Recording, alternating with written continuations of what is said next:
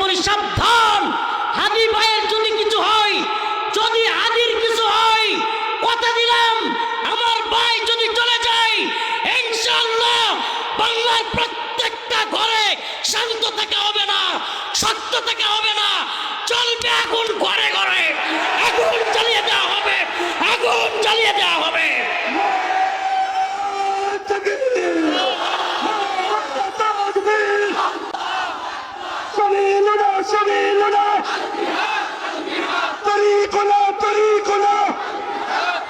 প্রধান উপদেষ্টা সহ সমস্ত উপদেষ্টাদেরকে বলবো, হ্যাঁ মিডিয়ার লোকেরা কোট করো, এখান থেকে বলে যাব হাদি যদি চলে যায় ভারতকে শত্রু রাষ্ট্র ঘোষণা করতে হবে,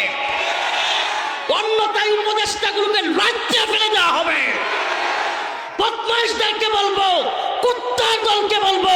ভারতকে শত্রু রাষ্ট্র ঘোষণা করতে হবে,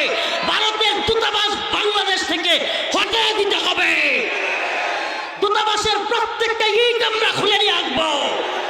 এদেশের তাওহীদবাদী যুবকদেরকে বলবো, যুবক তৈরি হও, এদেশে ফরজে আইন হয়ে যাচ্ছে,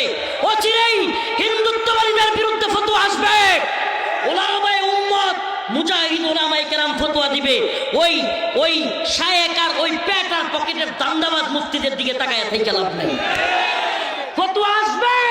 ফতোয়া বড় শায়েকের দিকে তাকায় থাকো না, যেগুলো আওয়ামী লীগের সময়ও ভালো ছিল, বিএনপির সময়ও ভালো, এখনো ভালো, এইগুলো হলো পেট আর পকেটের দান্দাবাজ মৌলবী।